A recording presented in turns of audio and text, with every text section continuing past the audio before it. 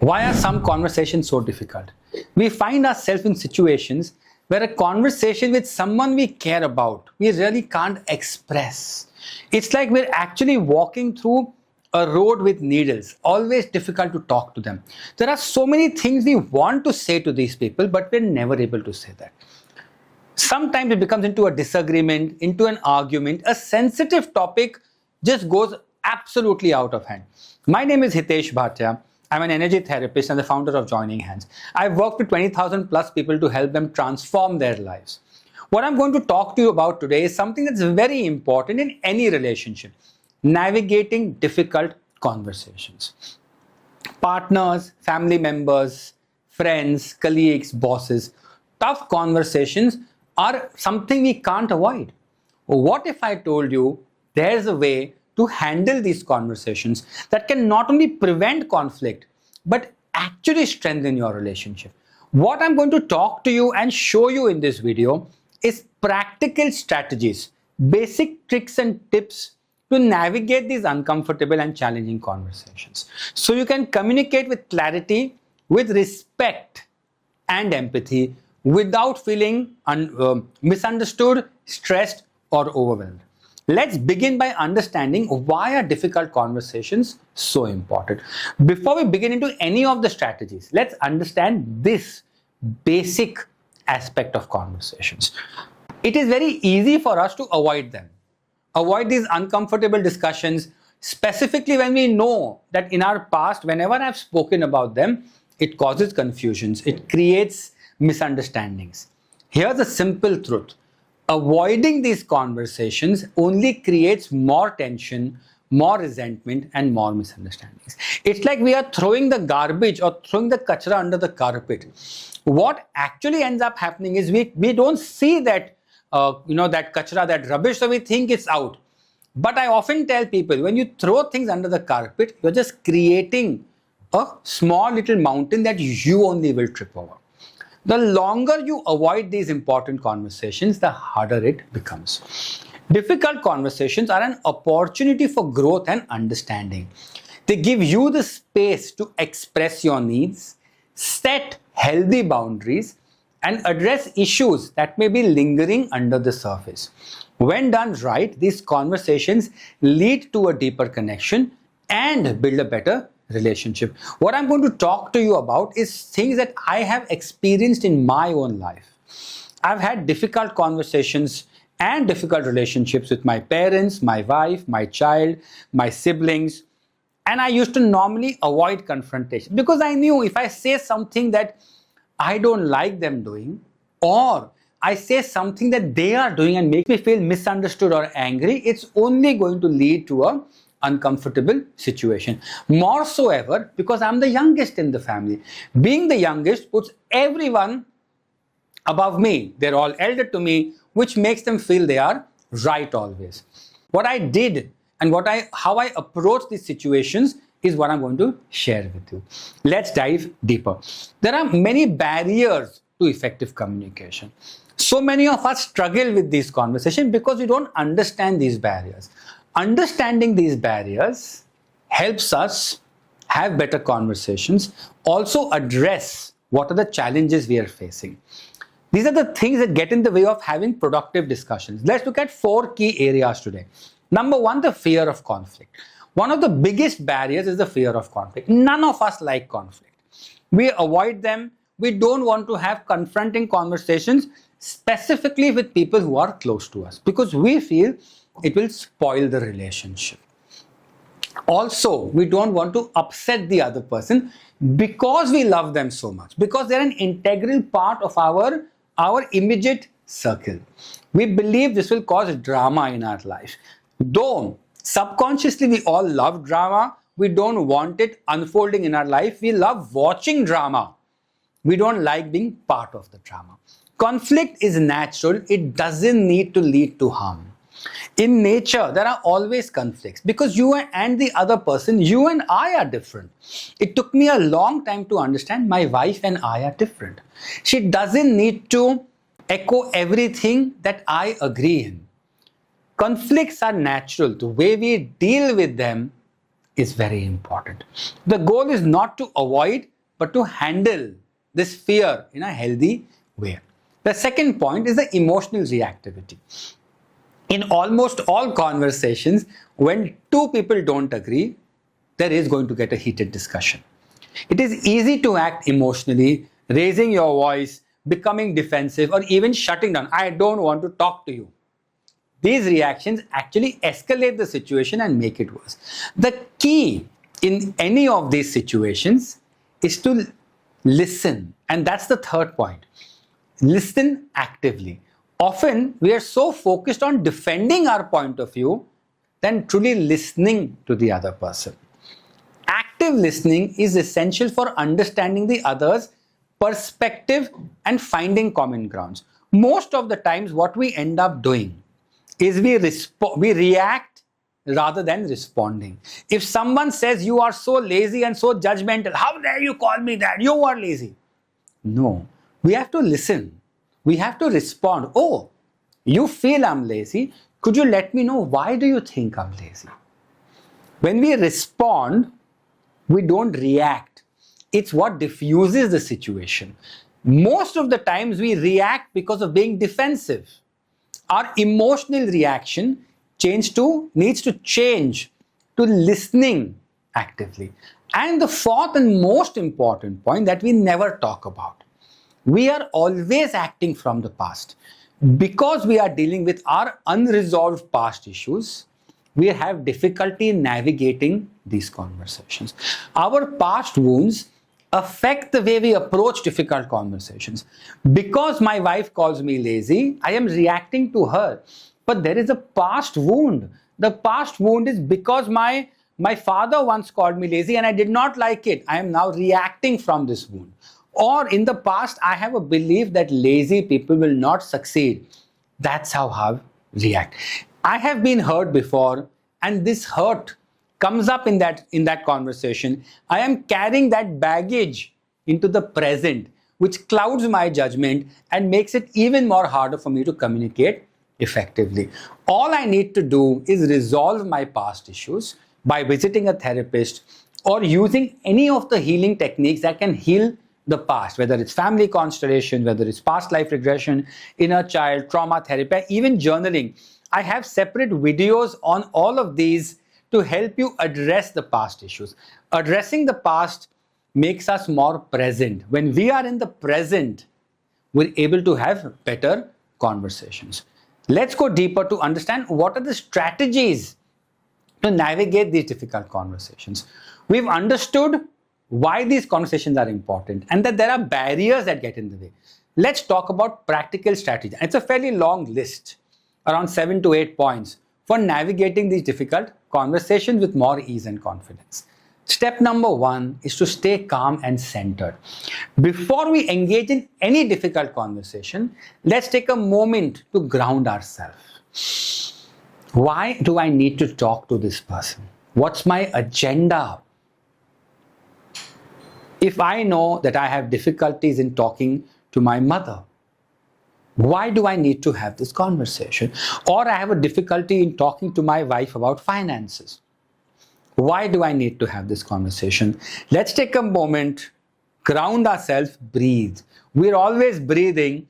What we need to do is bring our attention to our breath. In, in, bringing my attention to my breathing calms me, calms my mind, and centers my emotion. This helps me approach the conversation with clarity and focus rather than reacting impulsively. Second, choose the right time and place. The timing is the key. Choosing a moment when both you and the other person are calm and the environment is conducive to a meaningful conversation. Avoid trying to have serious talks when either of you are rushed, distracted, or emotionally charged. My wife has just come back from office. She's in a bad mood. The traffic is so horrible. Rojina, come sit down. We have to talk about finances. No. Take a time when both of you are calm and then have the conversation. Number 3, take responsibility. Always say I statements, not you statements. One of the most powerful ways to avoid triggering defensiveness in the other person is by using I statements. Instead of saying, you always do this, start by saying, I feel hurt when you do this. This shifts the focus to you and takes the blame of the other person. Remember, taking responsibility.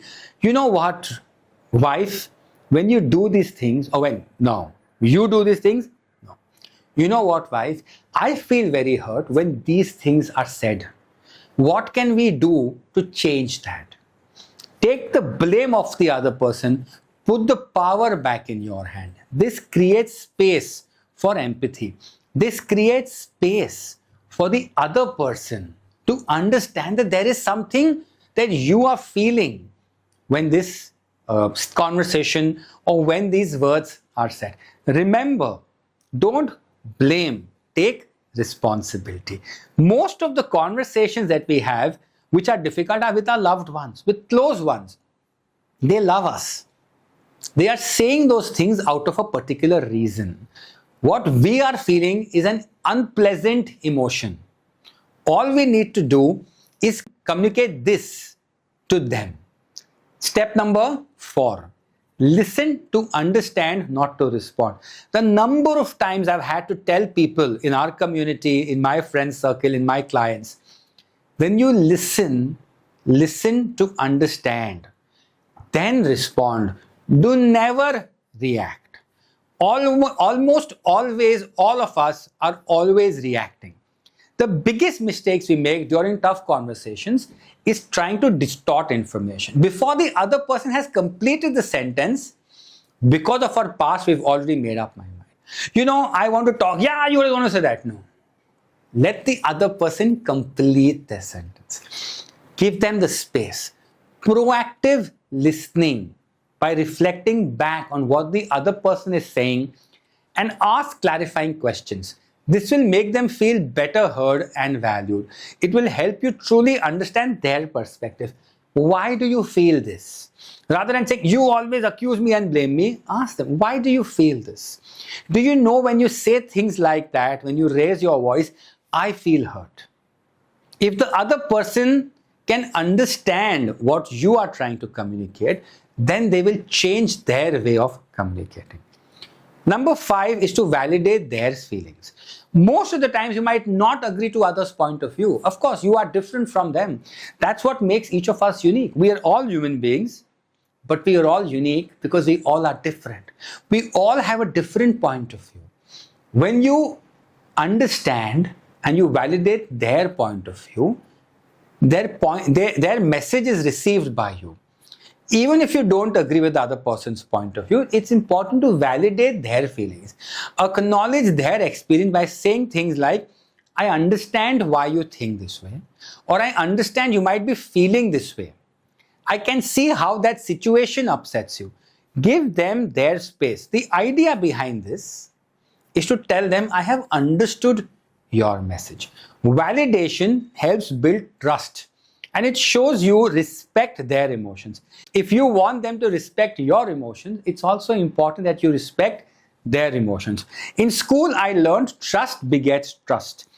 If you want something, practice by giving it first. If you want them to understand you, practice by understanding them first. Practice by giving your trust first. If you want them to listen to you, practice by listening to them first. The second last, number 6, is stay solution focused. All of us become so problem focused, we forget there's a solution that we're talking about. While it's important to express our feelings, try to steer the conversations towards finding a solution than dwelling on the problem. Ask the other person, fine, how can we move forward from this? What can I do to make this better for the both of us? Taking responsibility, because you are the one that's feeling discomfort. I always tell people, if you are aware, you are responsible. The fact that you are watching this video is because you know there's a problem in your life that you want to address. Understanding what I'm trying to tell you puts the power back in your hands. The power to say, I want to solve this. When you stay solution focused, it keeps the conversation productive and prevents it from spiraling into an endless back and forth. Lastly, point number 7, set healthy boundaries and respect them. If the conversation becomes very intense or personal, it's okay to set boundaries. You might say, listen, I need to take a break and we will continue this later. The number of times I've told this to people and they're like, yeah, you always run away from conversations, you never face them, blah, blah, blah. Say it's okay. Right now, I want to stay calm and I don't want this into an heated argument or a disagreement. My way of dealing with this right now is to come back to this when you and I are calm. I want to solve this problem. Remember the earlier 6 points. I want to solve this problem, but I feel we will not be able to solve it when we both are angry. I need for us to focus on finding a solution rather than getting stuck on these issues is another way of addressing this. Remember, boundaries are essential for ensuring well-being and that the conversation remains respectful and effective. Now, how do you handle emotional reactions? It's natural for emotions to come up during conversations. It's very okay. Because when you're talking, there is always bound to be different opinions. Our conditioning is such that we don't look at solving but try to stay focused on the problems.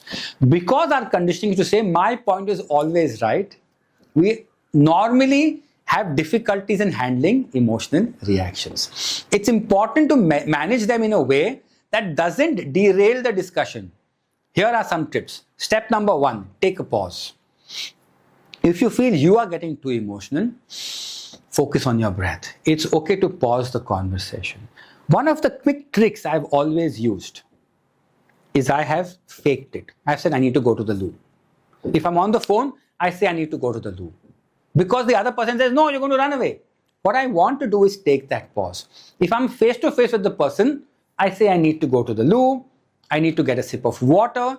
This distraction gives you that microsecond pause that you need. During this microsecond break, focus on your breath, collect your thoughts, and allow yourself a moment to regain composure. Second thing, express your emotions calmly. Even if the other person is raising their voice or getting into negative emotions, it's important for you to be calm. When it's time to express, use calmness. I feel, or I am hurt, or I understand you are the way statements that you can use. This reduces the chances of the conversation escalating into an unhealthy argument or something that's going to make matters worse for you. Lastly, number 3, acknowledge the other person's emotions. If the other person becomes emotional, acknowledge their feelings. Sometimes all people want to hear is I understand and I see what you're going through. Acknowledging gives them their space. Remember, the reason people talk is because they want to be heard. They want their emotions, their unpleasant, their anger to be listened to by you. What they want is to tell you that they are also hurt or that they are here to say something for your benefit. When you tell them that you've heard them, I can understand and I can see why this is so important to you. Or saying a phrase, I can hear that you're upset, also helps them calm the situation down. Let's do a quick recap. Navigating difficult conversations can be really challenging because most of the difficult conversations we have are always with our loved ones. But it doesn't have to lead to conflict or damage the relationships. One of the most important things I learned in my life was to take responsibility. When I looked at my difficult relationships, when I looked at difficult conversations, I asked myself, is this relationship important to me? The answer I got was yes. Then I said, who is responsible for improving the relationship? Who is responsible for ensuring that the conversations are easy? Is it the other person or is it me? And I said, it's me. When I said I am responsible, it changed everything for me. It helped me stay calm. It will help you stay calm. It will help you listen. It did for me. with empathy and not react. Using these strategies that I've shared with you can turn conversations into opportunities to live a life that you desire and dream of. Remember, relationships always thrive on open communications, even when they are hard. So the next time you have to face a difficult conversation, try these strategies. Once you do, come back to this video, let me know in the comments, or if you feel there is something more that I can help you with, put it in the comments and I would love to make a video about that. I hope you enjoyed this video and I wish you all the best. Thank you so much and have a great day ahead.